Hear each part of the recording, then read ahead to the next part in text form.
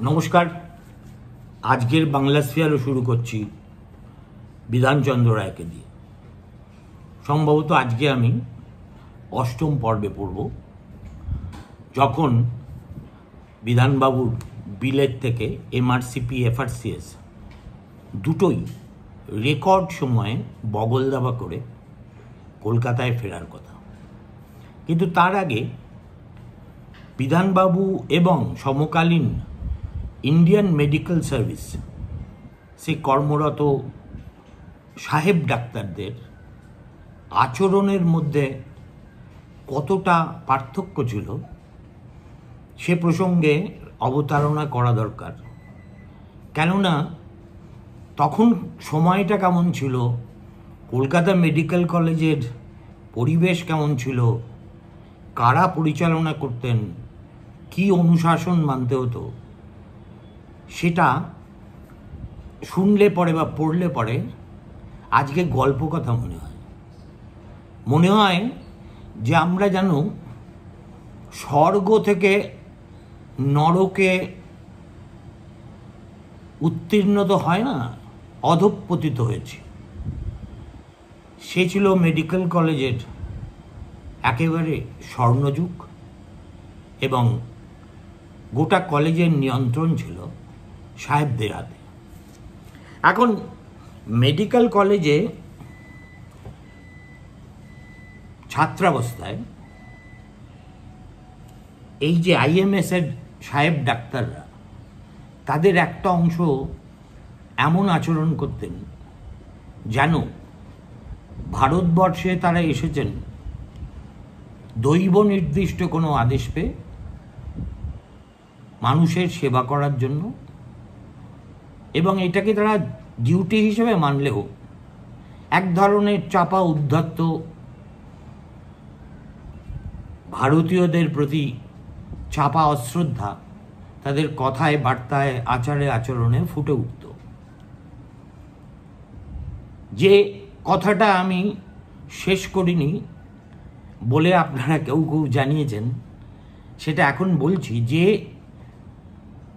Doctor সাহেবের সঙ্গে বিধানবাবুর তীব্র মতান্তর হয়েছিল ট্রাম দুর্ঘটনাটাকে কেন্দ্র করে।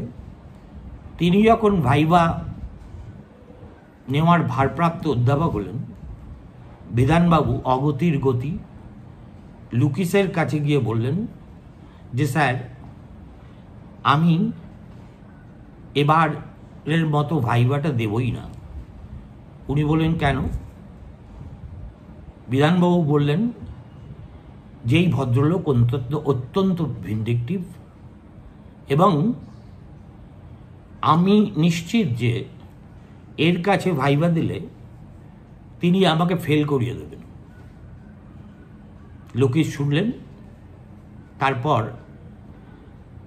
যথারীতি কিছুদিন পরে ওই কর্নেল সাহেব হঠাৎ বিধানচন্দ্রকে ডেকে খুবই ভদ্রভাবে বলেন যে please don't misunderstand me, bygone is bygone, I know about your acumen, so don't worry about my rating of you as a student. আশ্বস্ত হয়ে বিধানবাবু ভাইভাতে বসেছিলেন এবং যথারীতি সসম্মানে উত্তীর্ণ হয়েছিলেন। এখন এদের সংখ্যা উদ্ধত, উন্নাসিক, কিঞ্চিত বর্ণবিদ্বেষী সাহেব ডাক্তারদের তুলনায় কতটা ছিল আমি বলতে পারব না। কিন্তু এই লুকিসের কাহিনী আমি যত পড়েছি ততই আমার মনে হয়েছে যে তিনি শুধু একজন শিক্ষক ছিলেন না বিধানবাবুর কাছে, তিনি আপাদমস্তক তার প্রতিপালক ছিলেন এবং বিধানবাবুর পক্ষে সব সময় তিনি দাঁড়িয়েছেন। এমনকি নিজের শ্বেতাঙ্গ সহকর্মীদের প্রয়োজনে বিধানবাবু এবং তার সহপাঠীদের সামনে তীব্র ভর্ৎসনা করে বুঝিয়ে দিয়েছেন যে সাদা কালোর বৈষম্য তিনি প্রিন্সিপাল থাকাকালীন মেডিকেল কলেজে চলবে না। এই মানুষটি না থাকলে বিধানচন্দ্র রায়ের পরিণতি কী হতো, তিনি আদৌ বিলেতে যেতে পারতেন কিনা, নাকি এই ইন্ডিয়ান মেডিকেল সার্ভিসের উদ্ধত সাহেবদের আচরণে উত্তপ্ত হয়ে শেষ পর্যন্ত ছেড়েই দিতেন, কেউ তা বলতে পারে না। সুতরাং এই লুকিস কী ধরনের মানুষ ছিল তার কিছুটা বর্ণনা আমি আপনাদের কাছে করেছি। আজকে আরও কয়েকটি ঘটনা তুলে ধরতে চাই, যা থেকে একদিকে গুরু শিষ্যের আদর্শ সম্পর্ক কী হওয়া উচিত সেটা বোঝা যায়, অন্যদিকে গুরু কিভাবে শিষ্যকে রক্ষা করেন এবং সর্বক্ষণ মাথায় আশ্রয় এবং প্রশ্রয়ের ছাতা ধরে থাকেন, সেটা বুঝতেও আমাদের অসুবিধা হবে না। অন্তত দুটি ঘটনার কথা আমি এখানে উল্লেখ করতে পারি। যখন আপনাদের বলেছি সেকেন্ড ইয়ার থেকেই বিধানবাবু এমডি ডিগ্রির জন্য তার থিসিসের কাজ শুরু করেছিলেন, এবং একদিন তিনি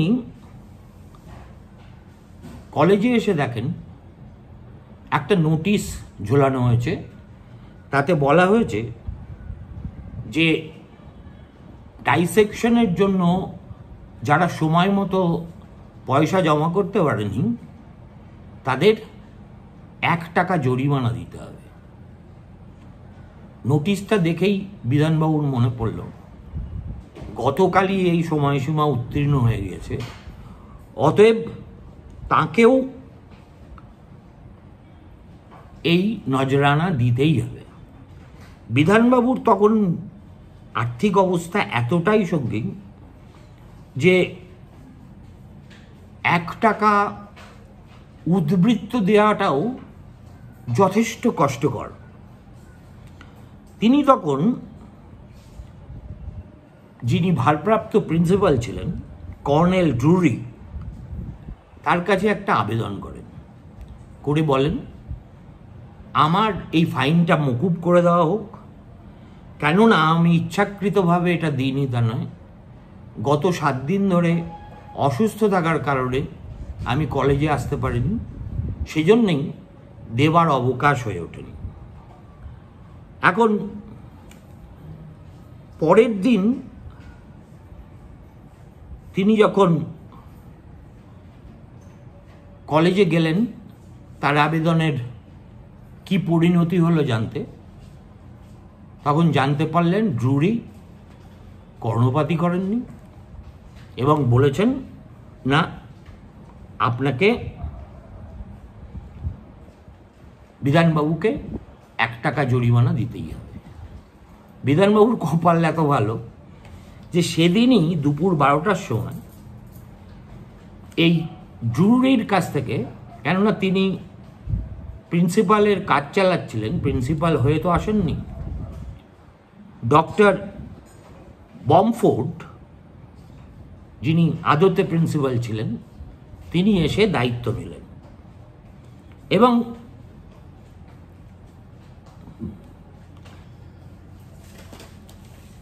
তারপরে তিনি বিধানবাবু যেটা করলেন যে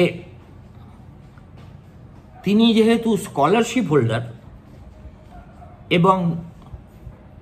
এবং এই স্কলারশিপের টাকা গত কয়েক মাস ধরে তিনি কলেজ থেকে নেননি, যার পরিমাণ 6 টাকা, সেটা তো কলেজের কাছেই আছে। কলেজ যদি মনে করে তাহলে এই 6 টাকা থেকে 1 টাকা কেটে নিক, কিন্তু আমার উপরে অকারণেই বোঝা চাপানো হচ্ছে কেন?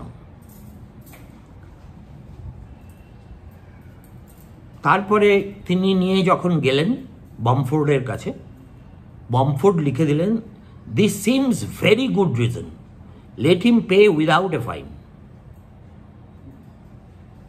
এই যে সোজা হয়ে মেরুদণ্ড সোজা করে সাহেবদের সঙ্গে সমানে সমানে আচরণ করা, এই জিনিসটাই ছিল সে সময়কার মনীষাদের চরিত্র লক্ষণ। বিধানবাবু কেন, ইংরেজ আমলে এইরকম অসংখ্য নজির আছে যেখানে ইংরেজদের সঙ্গে সমানে সমানে যোঝার জন্য ভারতীয়রা প্রস্তুত ছিলেন। তাদের সেই মেধা ছিল, তাদের সেই যোগ্যতা ছিল, তাদের সেই দুর্নিবার সাহস ছিল এবং দেশমাতৃকার প্রতি সত্যিকারের ভক্তি ও ভালোবাসা ছিল। এখন এরপরে এই যে বিধানবাবু গটগট করে প্রিন্সিপালের কাছে চলে গেলেন এবং গিয়ে বললেন আমার 6 টাকা থেকে 1 টাকা কেটে নিন, আর প্রিন্সিপাল তাতে সঙ্গে সঙ্গে রাজি হয়ে গেলেন, এটা ছাত্রমহলে তখন একটা সাড়া ফেলে দিয়েছিল এবং 2 ঘন্টার মধ্যে কর্নেল ড্রুরির নেওয়া সিদ্ধান্ত বমফোর্ড বানচাল করে দিলেন। এবং তখনই বিধানের মনে এই ধারণার জন্ম হয়েছিল, এই যে ইন্ডিয়ান মেডিকেল সার্ভিসের কর্মরত হয়ে যারা ভারতবর্ষে আসেন তাদের অন্যান্য দুর্বলতা যাই থাকুক, ন্যায় বিচারের প্রতি তাদের একনিষ্ঠতা নিয়ে প্রশ্ন তোলার কোনো অবকাশই ছিল না। একে বলা হয় ব্রিটিশ সেন্স অফ জাস্টিস। অর্থাৎ তারা যদি দেখতেন যে কারুর উপর সত্যিই অন্যায় করা হচ্ছে, যেটা নিয়ম বিরুদ্ধ, আইন বিরুদ্ধ, যার পিছনে একটা গাজোয়ারি মনোভাব আছে, সেটা সংশোধন করে নিতে ইংরেজদের পিছপা হতে দেখা যেত না। এটাও একটা মস্ত বড় গুণ। দ্বিতীয় যে ঘটনাটা ঘটেছিল সেটা হচ্ছে ওই বমফোর্ডের সঙ্গে ডাইসেকশন রুমে বিধানবাবুর হঠাৎ সাক্ষাৎ হওয়ার ঘটনা আপনাদের বলেছিলাম। বিধানবাবুকে তিনি বলেছিলেন, I expect many things from you babu. এখন ওই কলেজ থেকে পাশ করার পরে মেডিকেল কলেজেই বিধানবাবু কর্নেল লুকিসের অ্যাসিস্ট্যান্ট হাউস ফিজিশিয়ান হিসেবে নিযুক্ত হন এবং তখন তার কাজ ছিল সমস্ত ওয়ার্ডে ঘুরে বেড়ানো এবং এর বাইরে তাকে আরও অনেক কাজও করতে হতো। বিধানবাবু এই কাজে অভিজ্ঞ ছিলেন না, ফলে পেশেন্টদের মেডিকেল রিপোর্ট আর নার্সদের ব্যাখ্যা প্রধানত এর উপরেই নির্ভর করে তাকে চিকিৎসা চালাতে হতো। একদিন তিনি মেডিকেল কলেজের উপরে ইউরোপিয়ান ফিমেল ওয়ার্ডে গিয়েছেন। তখন ইউরোপিয়ানদের জন্য, ইউরোপিয়ান মহিলাদের জন্য আলাদা একটা ওয়ার্ড ছিল মেডিকেল কলেজে, কিন্তু তার চেয়েও বড় কথা সেটা এখনই আপনাদের বলতে চলেছি। এখন সেই ওয়ার্ডে কর্মরত যে নার্স ছিলেন তিনি বিধানবাবুকে বললেন যে একজন ইহুদি মহিলা এখানে ভর্তি হয়েছেন, কিন্তু নিয়মমাফিক তার এখানে থাকার কথা নয়, তার থাকার কথা এজরা ওয়ার্ডে, যেটা আবার সেই সময় ইহুদিদের জন্য নির্দিষ্ট ছিল। বিধানবাবু অগ্র পশ্চাৎ কিছুই জানতেন না। তিনি এইটুকু জানতেন যে ইহুদিদের জন্য সত্যিই আলাদা একটা বন্দোবস্ত আছে, সেটা একেবারে সম্পূর্ণভাবে তাদের জন্যই নির্দিষ্ট। তাতে যিনি তাকে এই ওয়ার্ডে আসতে বলেছেন তিনি এমনভাবে অ্যাডমিশন টিকিটের উপর লিখেছেন যেটা পড়লে আপাত দৃষ্টিতে মনে হয় অ্যাডমিট এজরা। সেটা ওই ওয়ার্ডের নার্স পড়েছিলেন অ্যাডমিট এক্সট্রা। তার মানে অ্যাডমিশন টিকিটে কোনো ভুল ছিল না, নার্সই গুবলেট করে এজরার জায়গায় এক্সট্রা পড়েছিলেন এবং সে কথাই বিধানবাবুকে বলেছিলেন। তখন বিধানবাবু বলেন, আমি কি করতে পারি? বলে, দেখুন, এই যে রোগিণীর শয্যার সঙ্গে যে টিকিটটা আছে সেই টিকিটে আপনি শুধু লিখে দিন transfer to Ezra hospital by order, আর তারপরে আপনার সইটা দিয়ে দিন, আর আপনাকে কিছু করতে হবে না। তিনি তো নার্সের কথা মতো সেই কাজ করলেন এবং সিঁড়ি দিয়ে নিচে এসে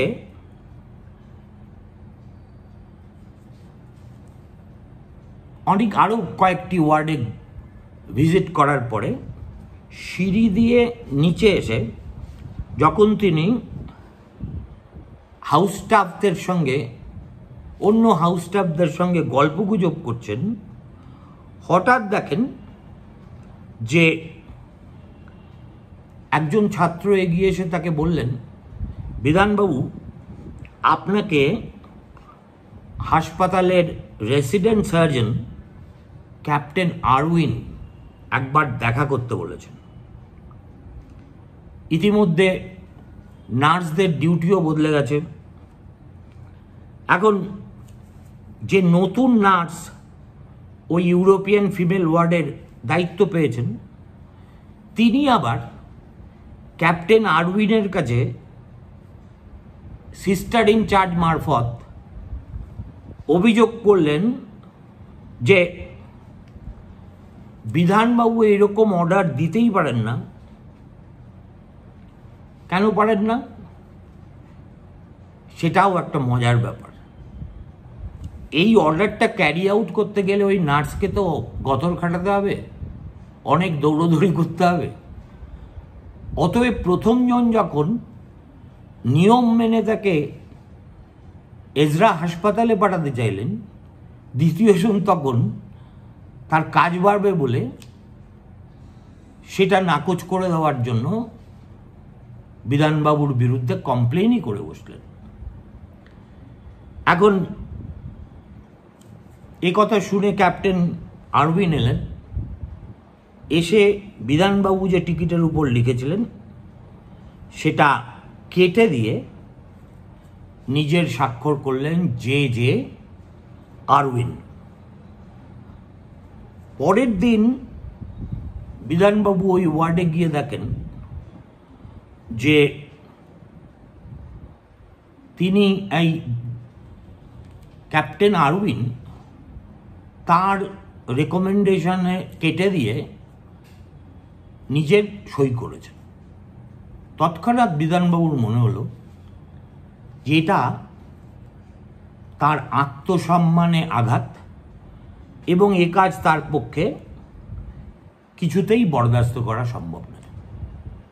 সুতরাং তিনি তার গুরু ডক্টর লুকিসের কাছে গিয়ে বললেন যে, স্যার, আমার পক্ষে এই যে আপনি আমাকে অ্যাসিস্ট্যান্ট হাউস ফিজিশিয়ানের দায়িত্ব দিয়েছেন সেটা করা সম্ভব নয়। লুকিস বললেন, কেন? বলল, রেসিডেন্ট সার্জন যেভাবে বিহেভ করছেন তাতে আত্মসম্মান নিয়ে আমি তো কাজই করতে পারছি না। এখন সব কথা শুনে তিনি হসপিটালের ডেপুটি সুপারিনটেন্ডেন্টকে বললেন, দেখো তো কোথায় ক্যাপ্টেন আরউইন আছে, এবং যেখান থেকে পারো তাকে বলো এক্ষুনি আমার সঙ্গে এসে দেখা করতে। কিছুক্ষণ পরেই দৌড়তে দৌড়তে আরউইনের আবির্ভাব, এবং তাকে দেখেই লুকিস বললেন, Irwin, what the devil do you mean by cancelling my house physician's orders? তারপরেই তাকে জড়িয়ে ধরে লুকিস সামনের বারান্দায় নিয়ে গিয়ে বেশ কিছুক্ষণ চাপা স্বরে তার সঙ্গে কথাবার্তা বললেন।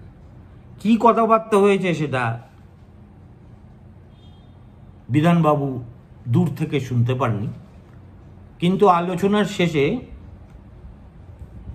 ডক্টর লুকিস একেবারে দ্ব্যর্থহীনভাবে চেঁচিয়ে বললেন, Bidhan, go back to the wards, Irwin won't touch you anymore. এটা ছিল প্রথম ঘটনা। এই ঘটনার স্মৃতি রোমন্থন করতে গিয়ে বিধানবাবু পরে বলেছেন, I had information that Captain Arwin, whose duty was to submit a confidential report to the government about the conduct of the house staff in the hospital, had used his position to send a very adverse report about me to the Secretariat. But it had to go through Colonel Lukis, and I was reliably informed that Lukis scored out the portion of the report about my work and wrote down his own opinion instead and pasted it onto the confidential files. লুকিসের কাছে তো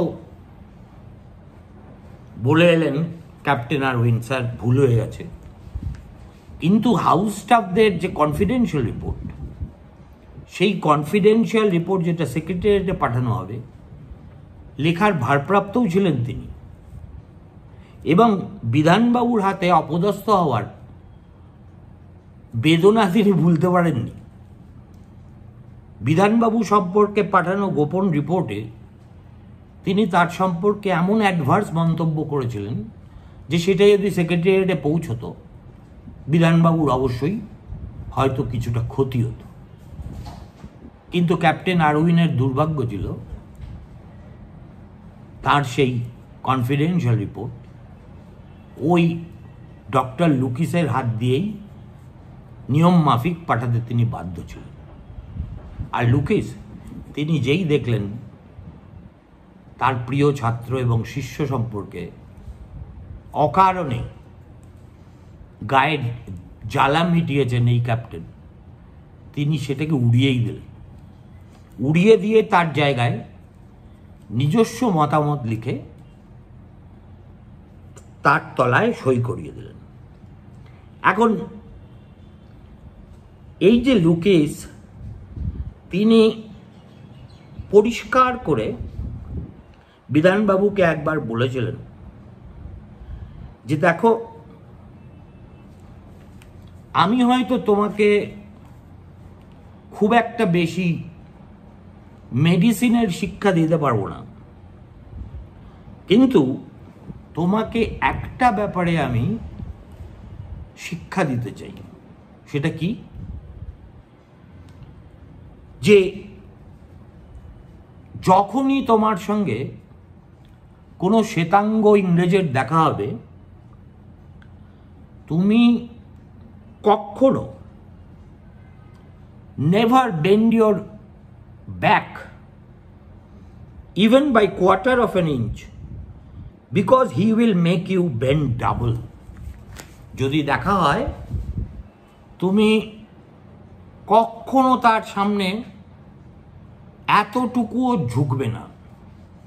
একবার যদি এই ভুলটা করেছ, তাহলে সে কিন্তু তোমাকে একেবারে পুরোপুরি বেঁকিয়ে ছেড়ে দেবে। এবং বিধানবাবু পরে লিখেছিলেন, this was a wise counsel which Colonel Lukis gave me, and I have never forgotten it in my life. যেমন গুরু তেমন শিষ্য। যদিও একজন শ্বেতাঙ্গ, আরেকজনের গাত্রবর্ণতা নয়, কিন্তু গাত্রচর্মের পার্থক্য কোনো ব্যবধানই তৈরি করতে পারেনি বিধানবাবু আর লুকিসের সম্পর্কে। সেদিক থেকে দেখতে গেলে ইংরেজ আমলের ওই সময় 1905, 1906, 1907, তখনও তো আমাদের স্বাধীনতা আন্দোলন সেভাবে মাথাচাড়া দিয়ে ওঠেনি। ইংরেজ যে 1947 সালে চলে যাবে সেটাও কেউ আন্দাজ করতে পারেনি। ফলে এই যে ইংরেজের সামনে মাথা ঝুঁকিও না, কেননা ইংরেজ একবার যদি দেখে তুমি শরীরের 1/4 ঝুঁকেছ, তাহলে কিন্তু সে তোমাকে পুরোটা ঝুঁকিয়ে ছাড়বে। স্বজাতি সম্পর্কে এমন মূল্যবান পর্যবেক্ষণ যিনি করতে পারেন তিনি তো নমস্য বটে। আপনাদের কাছে নিবেদন, এবার আমি বিধানবাবুর কলকাতায় প্রত্যাবর্তন, ডাক্তার হিসেবে প্র্যাকটিস ইত্যাদি বিষয়ে যাব, কিন্তু তার আগে দিন দুয়েকের বিরতি আমাকে নিতেই হবে, কেননা আরও লেখাপড়া করার জন্য। আর আজকেই রাত্রির